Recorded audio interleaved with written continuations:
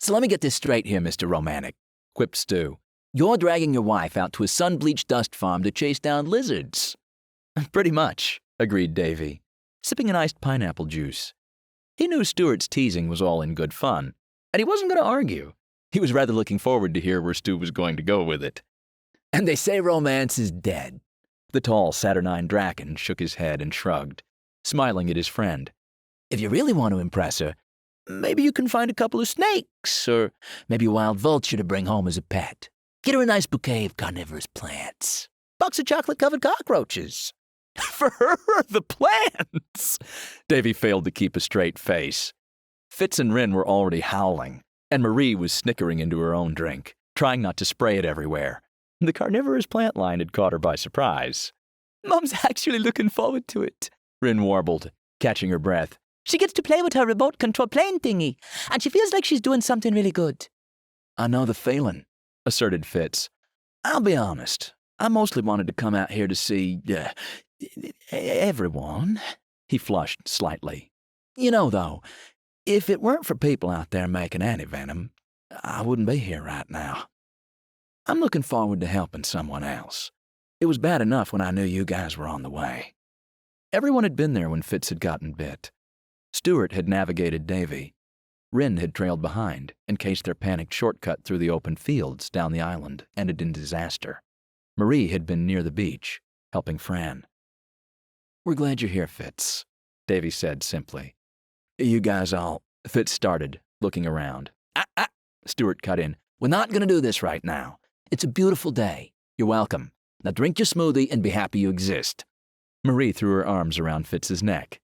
You are a pretty cool guy. Guess we'll keep you around a little longer. She plunked back down next to Stuart, sucking loudly on her straw and kicking her heels. So what's your sister up to? Asked Stuart curiously. I haven't talked to her in a few weeks. Beginning to think she doesn't like me. I've got her working with databases, accounting stuff. She's been neck-deep in some projects for weeks, Fitz informed him. That's partially my fault, admitted Davy. I should be helping her, and yet I'm out running around chasing lizards. Or will be soon enough. That pay well? Asked Stu. Would I be here if it didn't? Davy arched an eyebrow. You? Asked Stuart. Yes, as long as it's weird and can get you into some sort of bizarre trouble, you'll show up. Especially if you think you're helping someone somehow. Davy turned to Rinn. I think that was a compliment. She grinned and shrugged, bouncing Marin on her knee. Sounded like one to me. We could have brought Fran along, Fitz mused. She can work from anywhere now. She wouldn't have come, Davy said. She wants to get her project wrapped up before anything else. Maybe if Stuart asked her really, really nicely, Marie poked at Stu. He's her knight in shining armor. Hey, yeah, Stu, Fitz interjected. I never said it, but thanks for going and looking for Fran during the hurricane. It was really decent of you. Stuart waved impatiently. Nah, man, I didn't do anything I didn't want to. Well, she'll be here for Millie's gala. Why don't you come down and say hi? Fitz invited. Ha! She doesn't want me under her elbow. Totally oblivious, Fitz grinned quietly, shaking his head. Davy and Rinn both turned their heads silently to look at him, peering flatly with theatrically narrowed eyes. Davy had the good grace not to point out Fitz's own track record in that department, and Rinn had the good grace not to pour her drink over his head. Okay, fine, smart guy, Stuart shot back.